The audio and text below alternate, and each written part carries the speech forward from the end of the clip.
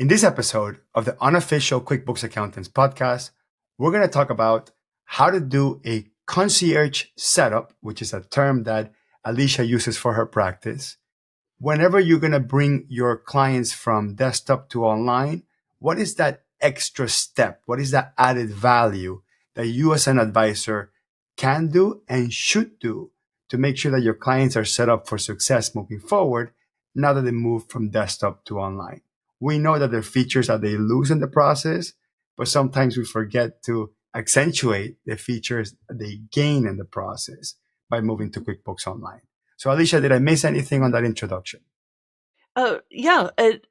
Really what we're doing is continuing the conversation that we've had over parts 1, 2, and 3 of our desktop migration. And all of that started with a Facebook thread where we were talking about how much does it cost in order to convert somebody from desktop to online. And people were like, well, all you do is upload the file.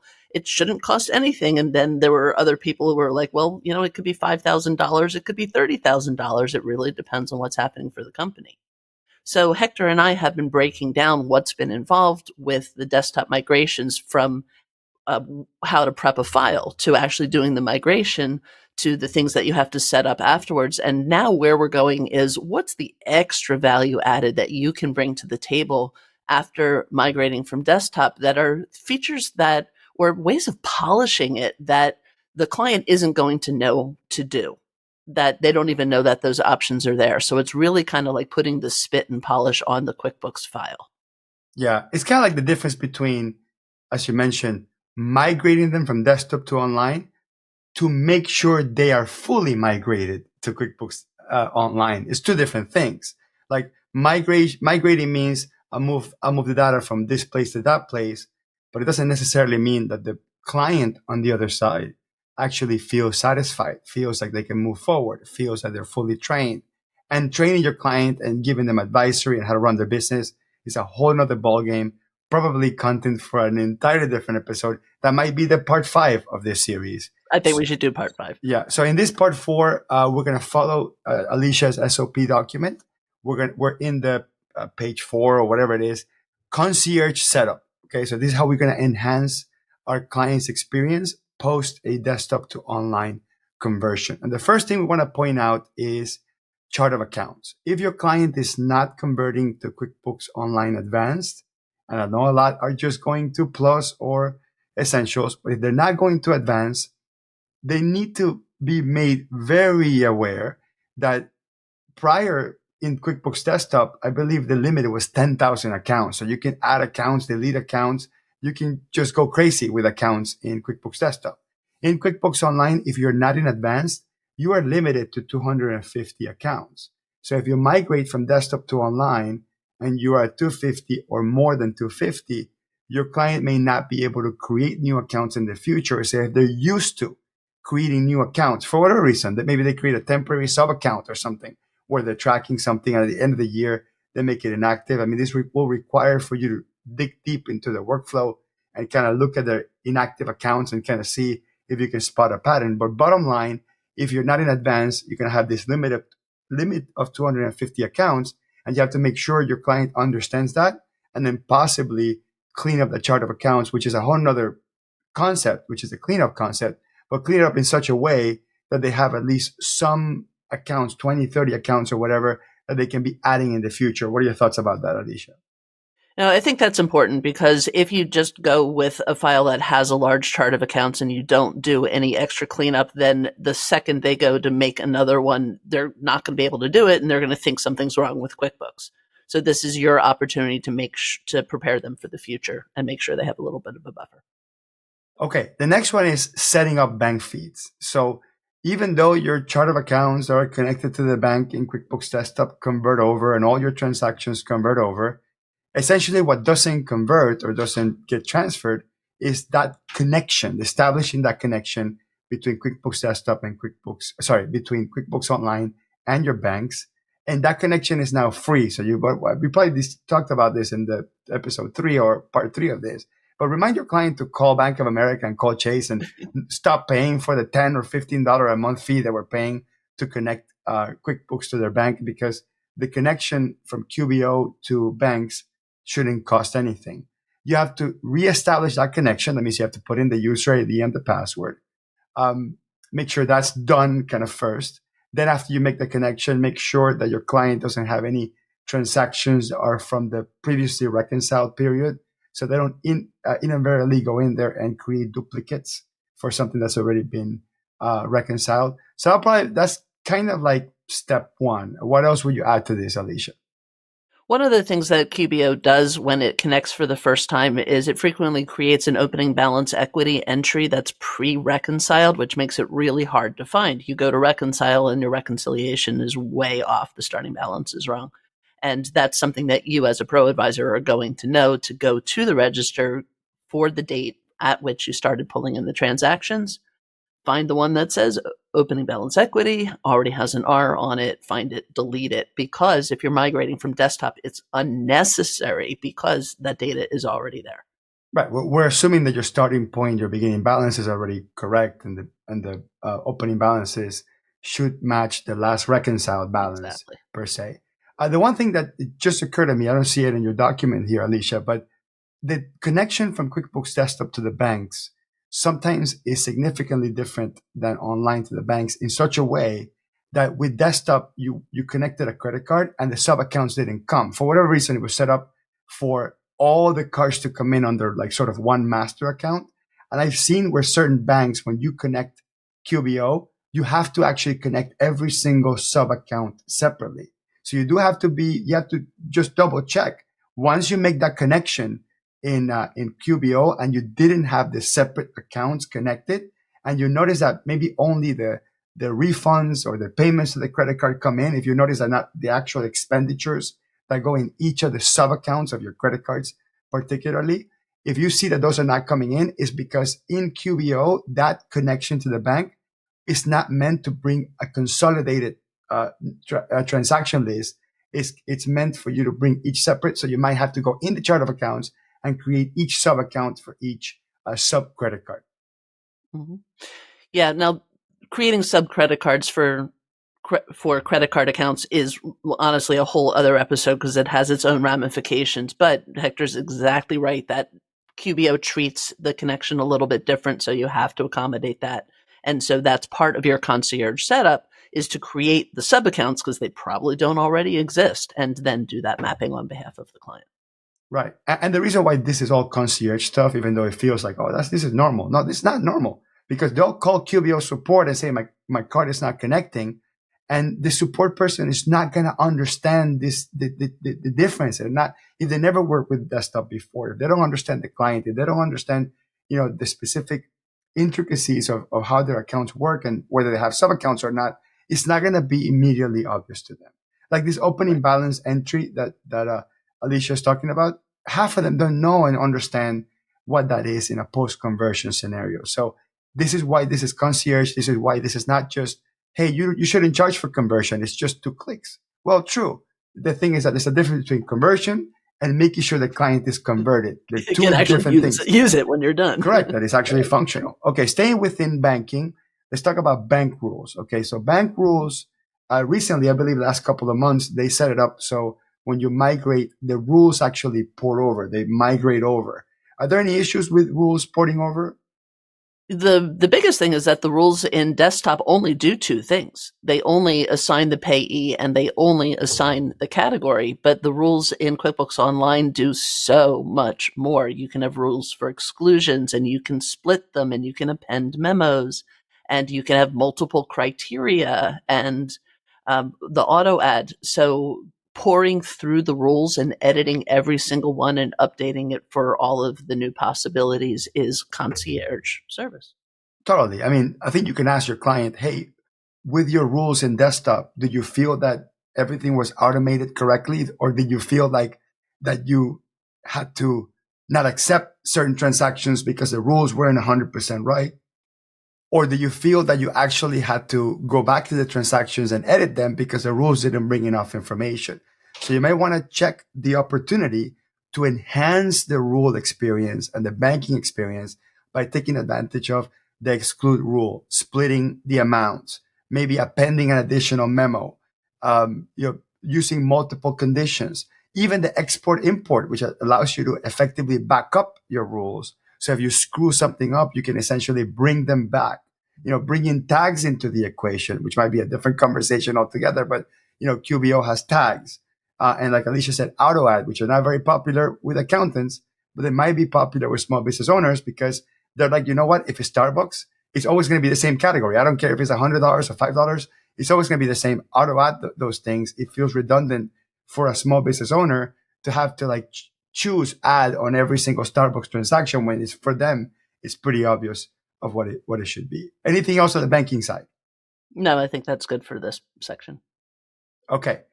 So now it's kind of a big one because QuickBooks Desktop only had one additional dimension, which is classes.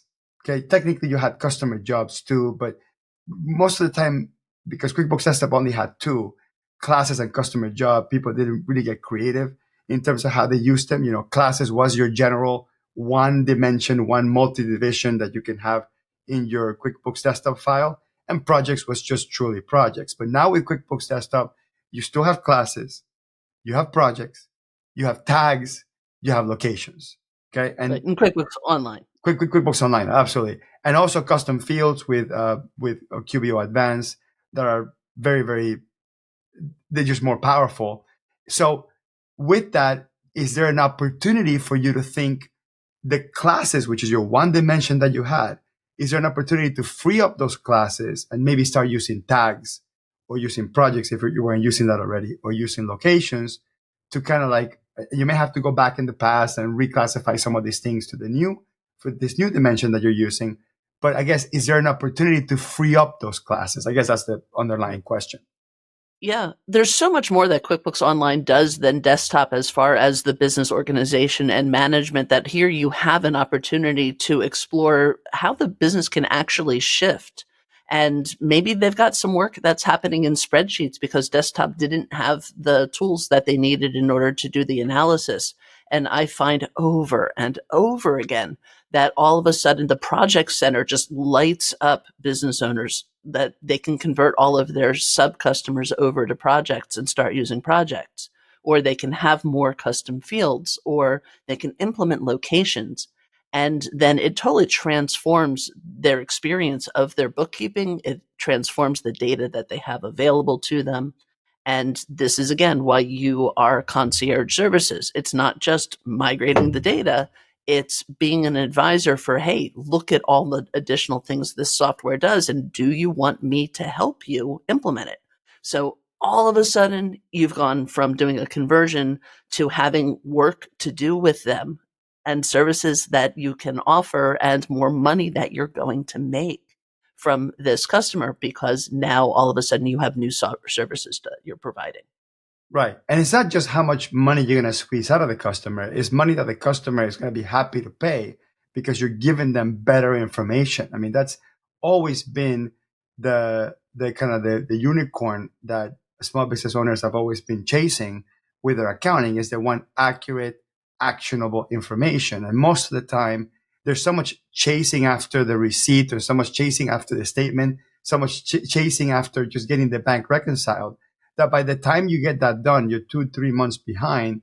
That you look at the reports and it's already old news. So like, people, your clients will gladly pay for the ability for them to run a report that allows them to make a decision on the fly without having to wait for you to come back 2-3 months later and close up that month or that quarter or whatever it is.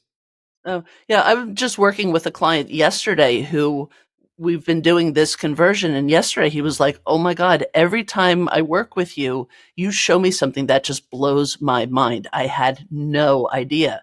And so at first he was like, well, why is this taking so long? And why are we having so many meetings? And then every time he's like, oh my God, I don't have to do that anymore. I don't have to do that spreadsheet anymore. I don't have to send these emails anymore. And he's just delighted, and he's willing to trust me through the process where I keep booking more appointments with him, because all of a sudden we're completely transforming his entire operation. Yeah, I agree. Within this topic of classes and locations, locations does have something that's a little bit different than classes. For example, when you create a user permission in QBO Advanced, you can create a user that can only do sales for that particular location. Now we'll discuss user permissions in a separate episode as we teased before. We're kind of waiting for those user permission structures in QBO Advanced and actually all of QBO to get fully restructured. There was a recent news, I believe it was an email that we got a couple of days ago that they were going to add some new roles and a change in user roles permissions for the core QBO users for Essentials and Plus. So we'll have an episode where we'll discuss that and also what Advanced gives you in terms of user permissions. But keep in mind that locations plays a role, that could potentially play a role in user and permissions. And who knows, maybe in the future, specific projects can also play a role or a class, etc. But the other thing that's kind of a hidden feature that most people don't notice is that with locations, you can have location specific sales templates. So if you have a business that has multiple DBAs, you have like sort of maybe multiple stores or multiple brands, but they're all working under the same legal entity, same QuickBooks file. And you want within the same QuickBooks file to email an invoice that has this logo or this company name, or have a different group of customers that get this logo, this company name. Again, all the money rolls into the same entity.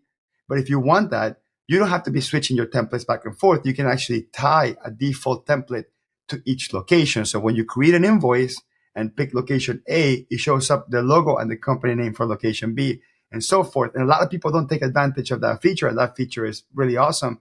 And it's a huge change from sort of like what people are used to with QuickBooks Desktop versus QuickBooks Online. Alicia, I want to indulge me for a second. I want to geek out about a particular client situation I had a couple of months ago. They're using QuickBooks Enterprise. They have 3 locations, and they also have 3 classes that they track. They track overhead, materials, and labor.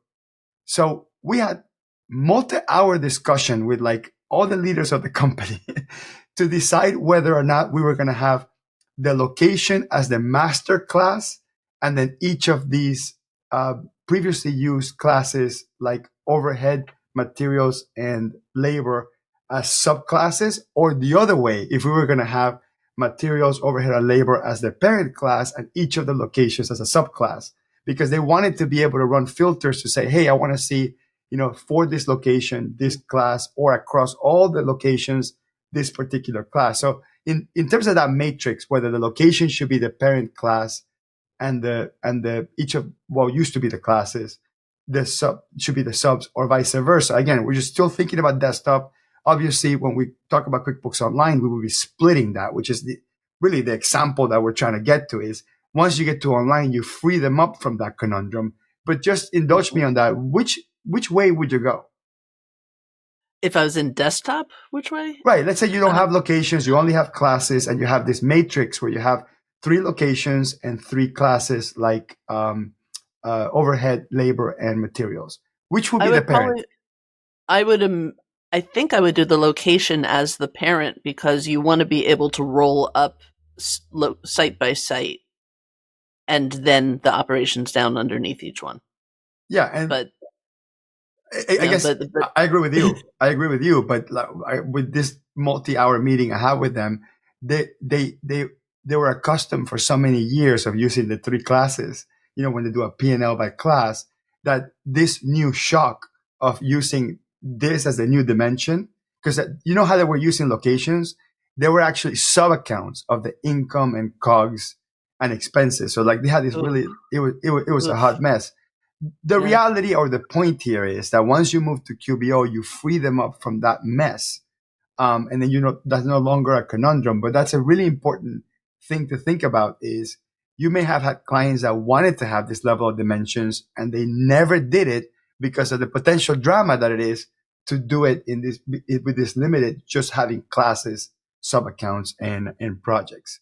Mm-hmm. The next one is it's receipt management and receipt capture. And this is another one that's really transformative because QBO has so many different ways of bringing in the receipts as attachments and actually attaching the receipt to the transaction.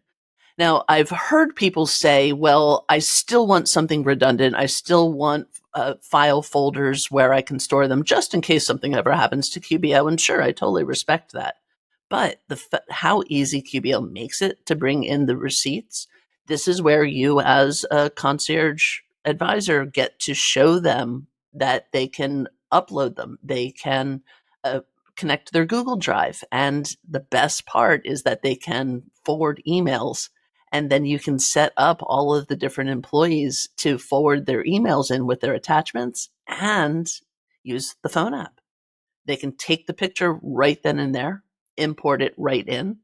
And because you can manage your receipt senders, that with the new user permissions, you can have some, just an employee who doesn't have a QBO account can, using the expense manager in QBO Advanced, you can create them an account where their workforce app now gains the ability to snap and scan images. I think, There's no way the business owner is going to find that on their own. yeah, and I think it's important to kind of like point out that the workflow is different. So in QuickBooks Desktop, you can attach documents, but you were essentially creating the transaction first, saving the transaction, then coming in and clicking and dragging that receipt. With QuickBooks Online, with receipt capture, the process is inversed. We send the receipt first, then from the receipt, the person creates the transaction, and you kind of you kill two birds with one stone, where you categorize the transaction and also attach the receipt at the same time. So that's a significant change in workflow. And it's not receipts after the fact. It's receipts as the leading source of truth for that transaction. And it can even match it to a bank transaction. So it doesn't have to create it and you have to match it. It can even do all those things at the same time. So that's important to point out and show your client that that's there. Now, is it worth talking about the expense manager or the expense receipt claims in QBO Advanced? I want to at least bring it up because it's still relatively new and people don't know it's there. So if you haven't explored it, you should check this out. QuickBooks Online Advanced has a new feature called Expense Claims, where you connect your employees to it. So it's after you've set them up in the Employees Center, you can then give them access to just receipt submission. It's not a QBO account login at all. It's just the ability to wake up their workforce app from payroll so that it now manages receipts too. And sometimes Definitely worth exploring. and sometimes that could be used to reimburse an employee for, like, they don't have a full workflow where you can actually make the payment electronically from QuickBooks Online or anything like that. It's just a place for a non-QuickBooks user to submit receipts, and this is called expense claims in QBO Advanced. Now, there's a very small section here called setting up report defaults. And this is an accountant only, really, really old tool that's still extremely useful. Alicia, tell us about that. This is actually one of my favorite little Easter eggs in QBO. And it's one of the ones when I teach a class that it just gets a wow factor. That when you go up in your QBO to the accountant's briefcase, there's an option on the right-hand side about halfway down called Reports Options that you don't see any reason to click on it until Alicia tells you to. But once you go in here, what it does is it allows you to set the default date range for the reports. That QBO out of the box does last month. And for some larger businesses, that's exactly what they need. But I find that most of my clients want this month to date or this year to date. And so when you, as the pro advisor, as the accountant user, set the default date range, anytime anybody runs a report, it will now default to this year to date or this month to date or whatever range you want. You can also change the basis on the reports, that even if they're filing taxes accrual based, you can set the reports to cash, or especially when they're filing cash based, but they still do bills and invoices. I love setting a cash based company so that the report default is accrual, so they can really keep track of what's actually happening. And then they can toggle back and forth if they want to see their tax basis. So in the general settings, you can set them up as cash or accrual. That way it matches essentially what their taxes are going to be. But in the report options, you change how it shows up immediately when you first run a report. It doesn't change the basis of the company, because QuickBooks allows you to always be cash and accrual at the same time. It's not, you don't make an election, I'm cash or accrual. That's not a thing. Cash or accrual in QuickBooks is simply the way the reports are calculated. So you can change how they show up at the very beginning. I absolutely agree with you. It's an enormously valuable Easter egg. Now, when it comes to check printing, if your client is printing checks, what do you need to do there? Now, first of all, I would suggest encouraging them not to print checks anymore and instead set them up with the online bill pay in QBO so that they know that it's there. Again, concierge service, they don't know online bill pay is there, so you're going to help them get there. But if they are running checks, one of the concierge services you can do is to walk them through the check setup process, because you have to make sure that when you print from QBO, it aligns on their checks. And what's involved with that is printing on blank paper, holding it up to light over the check stock, and then using a little grid to align it. And then you have to keep doing it until it looks good. And yeah, that's something, again, the business owner might not be able to do on their own. And so you helping them actually set up their check printing is another value added. Now, if we're working remote and you're not physically there, there's going to be a lot of, did you put it upside down? Did you put it here? Did you put it there? Because you have to go through the trial runs. So you have to do trial and error and print it in different ways until it's actually aligned correctly. They're definitely not my favorite part. Like you said, I prefer to convince them to use ACH or something like that. Now, here comes an interesting one, which is custom fields. So custom fields in QuickBooks Desktop. I believe the first three do transfer to QuickBooks Online on the migration. Has that been expanded? I heard they were going to expand that, but I can't quite recall if more than three custom fields come in. Well, since most of the versions except Advanced only have three custom fields, I would imagine that that's still the case. Unless they're going to QuickBooks Online Advanced, then maybe. I don't think I've tried to see if all the custom fields come over or not. So that's something I would have to experiment with. Yeah, so I'll give you a quasi best practice without neither one of us being 100% sure whether more than three custom fields come in. When you go convert from desktop to online, you will notice that it automatically prompts you to create an advanced account. Now it could be a marketing / sales scheme to put people in advance, and because of loss aversion or how psychology works, people are more propense to get an advanced subscription after converting from desktop. Or maybe Intuit knows that the conversion from desktop to advanced is the best, cleanest, most complete conversion, and is easiest to convert to advanced and then downgrade afterwards and allow QuickBooks Online to do all the disabling of all the fields and all the features post conversion. So like, I can't confirm this, but something inside of me tells me that when you convert to advanced, again, it's going to be a free trial anyway. You convert to advanced is the best, cleanest, most complete conversion. So most likely you'll get more than three custom fields come in. And then if you downgrade, then you're going to be limited to just three custom fields. But the data still stays there from the conversion. And so if you wake it back up again to advanced, you'll be back where you started. Exactly. And with custom fields, the only thing that you might want to point out is if you do go from, let's say, Pro Premier to QuickBooks Online, and the client, let's say, converts up. Generally, Pro Premier customers, they go to Essentials and Plus, in my experience. But if you move a client like that to Advanced, they're getting more functionality in custom fields that they didn't get in Pro Premier. So in Enterprise, you could set up drop-down and date-based custom fields. But in Pro Premier, you didn't. So now in Advanced, you do get that. So if you have that specific scenario where you're going from Pro Premier to Advanced and the client can afford Advanced, and by the way, it's not that far off in pricing, because QuickBooks Premier 5 user, it's right now about $2,200 a year or $2,500 a year.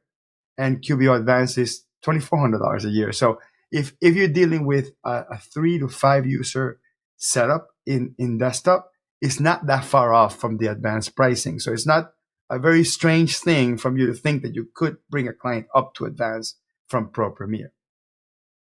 Okay, what about custom form templates, Alicia? So the custom form styles are what your invoices and sales receipts look like when you send them to the customer. And generally, the customer will either not even occur to them to go edit these, or they're content with just the default, or maybe they do find it on their own. But the reason why I like to at least walk them through it is because of the way that it's set up, where it's got 3 tabs, one for the general appearance, one for the content, and one for the emails. And then when you're on the content tab, it also shows you a picture of the invoice. And then there's 3 sections: the header, the main details, and the footer. So there's like 8 different places to go inside the custom form styles. And so again, that's another benefit that I bring to the table when somebody works with me is I will take the time to show them. Now, I'll always check with the person. I say, okay, let me show you where the custom form styles is. Do you want me to walk you through, or can you just take care of this yourself later? And so I leave it completely up to them. Some of them are just like, oh, thank you for showing me. I'll go do that later.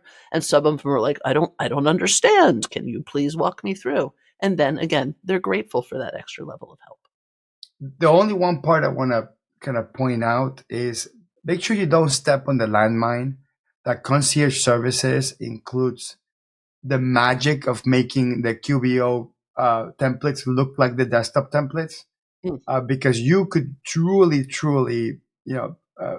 basically eat your shoe in the process of saying, hey, we have this concierge service and we'll help you customize this form styles, and maybe the user tried to customize them and realize how limited they are in QBO truly compared to QuickBooks Desktop, and they think that you have some magic wand that can make them look similar or have more functionality.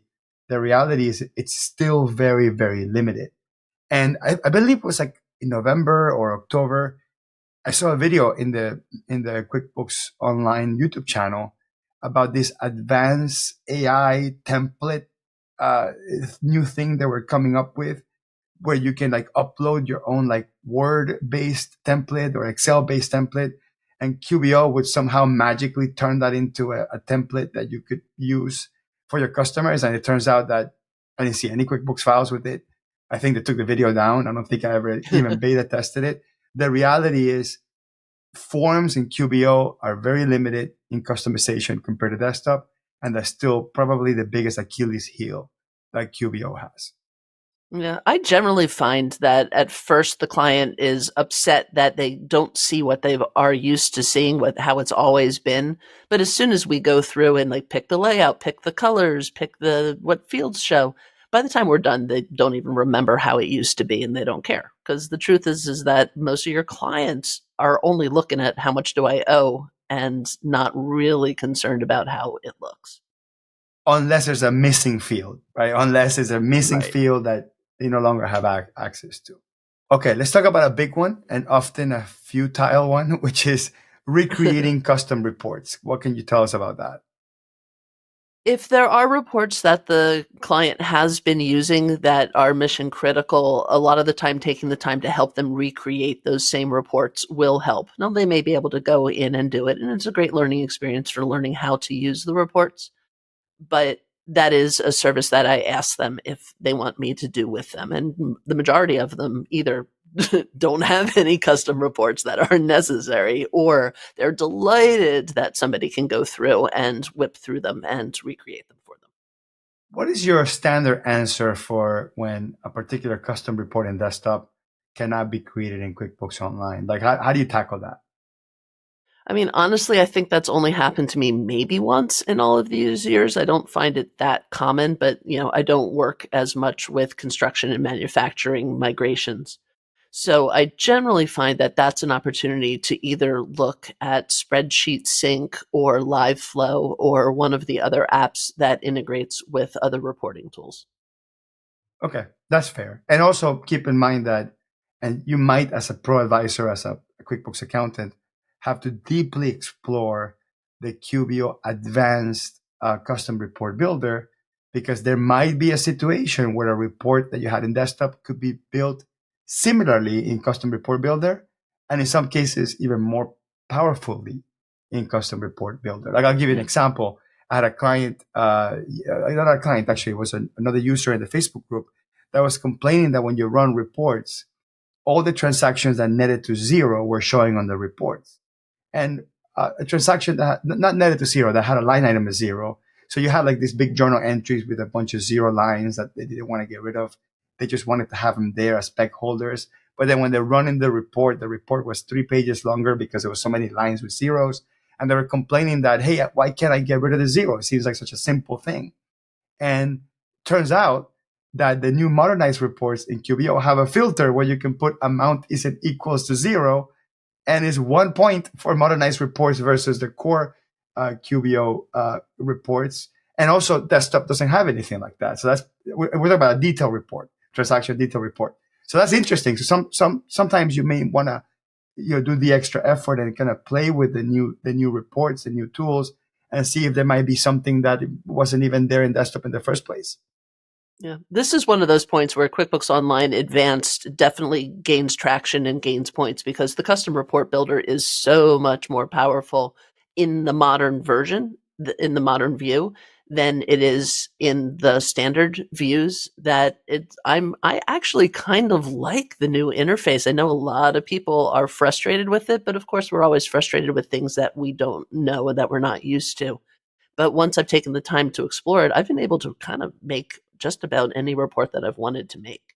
And so again, this is you as a pro advisor. Maybe your client, you didn't think that they needed QBO Advanced, but once you get up to what are their custom reports that they need to run on a daily basis, this might be one of the reasons to put them in Advanced. Yeah, I agree. Okay, and then you have this note here in your SOP document, which is cosmetic updates. What are cosmetic updates? So sometimes it's just a matter of rearranging the interface. That, for example, when you connect the bank feeds to your checking accounts and credit cards, they kind of come in a random order. But you can go into the dashboards and there's a little pencil on the bank accounts list. It's not in the bank transactions, it's actually on the dashboard. But you can click that little pencil and then drag them in the order that you want them to show. And then when you go back to bank transactions, you've got your operating, checking, and your most common accounts at the beginning, and then the ones that you barely touch can be over on the right hand side. And I'm also gonna. Oh, go ahead. I was gonna say that reminds me, and this might be more of a cleanup episode type of thing, but in QuickBooks Desktop, you can actually choose the physical order that you want each of your accounts in your chart of accounts. You can override the order of an account. In QuickBooks Online, the accounts are always going to be either alphabetical order, or if you have account numbers, in chronological order with your account numbers. You cannot manually override any account. You cannot manually override any account's order in your chart of accounts for reporting purposes. So you have to keep aware that once you run a P&L in QBO, and that there could have been accounts rearranged in QuickBooks Desktop, and the user is used to seeing this particular account in the top, that won't happen anymore unless you actually change the account numbers in chronological order. Okay. Something else I do that's cosmetic is the new navigation bar has actually opened up new opportunities. And if you haven't tried it, you might really like it. You've probably noticed that there's a section up at the top that now says bookmarks. And the way that you add something to them is when you hover over it, like if I'm the bank feeds or the chart of accounts, when you hover over it, there's a little bookmark over on the right-hand side. And if you click that little bookmark, then it rises up to the top. So you can put your hot centers up at the top at your fingertips so you don't have to pull them off of the submenus all the time. And then even better than that, if you scroll down to the bottom, there's a more button that I guarantee like maybe 10 of you have tried clicking on. But if you go into that, you can turn on and off different features and reorder them, and you can completely customize the left navigation bar to your heart's content. Now, what I'm not clear on is if it's just for your view or if you have to go in and do it on every user. And so, Hector, if you know that answer, I would love it. But I generally will do this on the call with the client and have them customize it. Now, if that interferes with your communication with the customer, where you're used to saying, oh, look on the left-hand navigation bar, 5 items down is the sales, then maybe you don't want to do this. But if you have a user who is just not that computer savvy, locking down their left navigation bar to keep them out of areas where they have no business might really be an asset to you. Yeah, that used to be a big thing where I could be on the road driving and a client will call me and says, "Hey, how do I do this?" And I go, "Yeah, go to the file menu, go to this, go to that," and I could do all this stuff from memory. And I guess those were the good olden days. Now with QBO, with this left bookmark bar, it could really be anything, could be any order. So that's interesting as well. And the last two items you have here are the delayed charges and delayed credits, something that QuickBooks Desktop doesn't have. So what would be the point on adding this to the concierge services? This is kind of a case by case basis, but I will check with them and say, would it ever be useful to rack up charges for your customer and then maybe bill them all at the end of the month? And if they say yes to that, I show them the delayed charges feature where, if they provide a weekly service, they can keep track of each service as it's been provided and then turn all of them into an invoice at the end of the month. So delayed charges is a really great feature for the specific use case where they need it. And then delayed credits, same kind of thing. You're putting a credit on hold for them, but you don't want it in the general ledger until after a certain date. So you can make a future dated credit memo that way. Yeah, it's not the same thing, but in QuickBooks Desktop, when you did a sales order, it's kind of like a delayed charge, because you can convert that sales order to an invoice, which is different than an estimate. But it's not a true replacement for sales orders. Absolutely not. But it's sort of quasi what some companies were using. So that's interesting to point it out because that's a very unique QBO thing. And lastly, we have here budgets. QuickBooks Desktop does have budgets, but the budgets in QuickBooks Online are a different experience. So why would you need to include that in the concierge? This for me is more like opening up a conversation with them for are they budgeting and how are they budgeting? And if their budget, if either they're not budgeting at all or if their budget is in a spreadsheet, I welcome them into being able to import that into QBO so that they can actually keep their live estimates without having to export and manually manipulate a spreadsheet outside of the system. So again, concierge, this actually would lead to a future appointment with them. I wouldn't do this as part of the conversion, but this opens the door to value-added services. Well, what would you say is the amount of time that, in average, and obviously every company will be different, because we're not doing any actual cleanup work. Like none of this stuff is cleanup. This is setup. This is setup and training, setup, training, and leading the client to a potential better future. Okay, none of this is me going out there and or cleaning up. That's different. This particular concierge process, including the conversation, including showing them, including potentially going back to desktop and go, I didn't catch that at the beginning when we talked about. Can you show me how you did it in desktop so I can see how this would relate to online? How long do you think this would take? Well, the famous answer, it depends. It depends on the complexity of the client. It depends on whether they are doing these things already and depending on whether these are things that they go, oh my God, I would love to do that. I had no idea I could. When I'm doing conversions, this is why I never quote a specific range or a specific price. I always do, it could be, anywhere from 3 hours to 20 hours. Most people come in around 10 hours, and that's the conversation that I have for them. So I never do flat rate because I don't know what the results of these conversations are going to be until we're in the thick of it. So you still like charging hourly for this type of work? I do, because I don't know what I'm going to get into, and one little side conversation can turn into a whole 3-hour setup project. I'm gonna tell you how we do it. We have a service called a 30-day implementation support, a QBO implementation support. And essentially, we allow people to actually email us any question they have.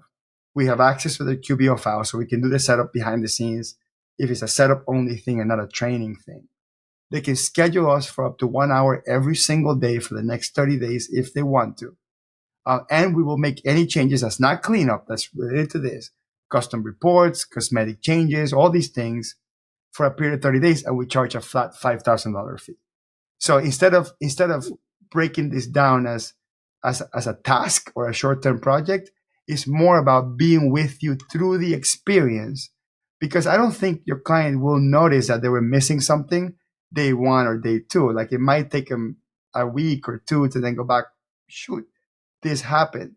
And of course, not every client is thinking about spending $5,000, for a QBO conversion, but it's not a conversion. It's support through the conversion migration process, so the client feels all the confidence that they did back when QuickBooks Desktop was there, and they go through a pleasant conversion process and a net positive experience for their entire organization. So you cannot reduce this down to a migration fee, a migration cost, or in my opinion, Alicia, I know you got your style, I got my style, even in 2 or 3 hours of work. Although technically, if they do call you 6, 7 times in the next 90 days for 6 different sessions, it will be a combination of setup, concierge, and training, and maybe some cleanup in the process where you go, you know what, you're right. These items are all jacked up. Close your eyes, go have some coffee. Let me clean it up real quick, and then we'll come back and show you how to do this correctly. So that type of stuff happens, I know, but that's an idea. Like instead of making it something that you time, just include plenty of time if you need to, but then give them support through a particular period to give them a chance to discover that they're missing these items. Yeah, that's an interesting process. It's definitely a different revenue model and business model than the one that I use. So I think there's definitely room to go both ways. For you, it's nice because you know that, okay, it's going to be $5,000 and this is the length of time on it. For me, what I do is I set up big chunk appointments, either full day appointments or 3-hour chunks over the initial week, and then once a week after that, and we keep doing that until they don't need me anymore. Exactly, and to be clear, we do 4 of those a year. It's not like it's raining over at my office, where $5,000 checks are coming in every day. It's like maybe 4 times a year somebody will go, okay, I'll take that. I want that peace of mind. I want a whole month where I can call you anytime, email you anytime, and even with the capacity that we have, we couldn't even take maybe more than 2 at a time at most. Because if you think about it, if they could call us every day, and some of them do, sometimes the first week only, and maybe not the second week so much, and it kind of dies down. It's just how it works. So it's just an idea. So we're giving you guys 2 ideas of how you could come up with it. Maybe you can do a 2-day plan, a 3-day plan, and maybe go beyond charging by the hour, make a flat fee, different options. So that concludes part 4 of the QuickBooks Desktop to QuickBooks Online migration series. We focused on this part 4 on the concierge services, and we might have a part 5 focus on the cleanup portion, actual cleanup portion, something you probably should have done in desktop first, but you don't realize you needed to clean up until you went to online. Or like Alicia might think, to Alicia's perspective, cleaning up in online might be better, or there might be better tools. I think cleaning up in desktop is better or faster. That's my own opinion, but different issue altogether. But Alicia, what are your thoughts about this next episode on cleanup? Yeah, for the thing that I have found is that QuickBooks Online is much less forgiving of bad data than desktop was. Because in desktop, for example, with billable expenses, if they turned the billable check mark on and then they dismissed the dialog box that says, "Are you sure?" or "Set this setting," then they could have literally gone for 10 years marking every single expense as billable, even though they're not using the billable expense workflow of pulling those expenses onto invoices for being reimbursed. And then when you get over to QuickBooks Online and you look at the money bar across the top, the customer has $15 million in unbilled expenses with a million different transactions, and you gotta clean that stuff up in QBO.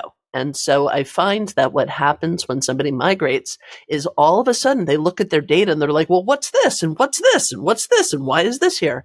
And in fact, it has been there all along. But they were so used to just doing what they do in desktop and seeing it how it looked in desktop that it's not until they have a whole fresh interface where the data just looks different that they notice it again with fresh eyes. So the cleanup part for me is an essential part of this process. And so I am going to insist on an episode 5 on post-conversion cleanups. Absolutely. That's a great outlook, great way to end it. With that being said, Alicia, anything interesting going on in your world?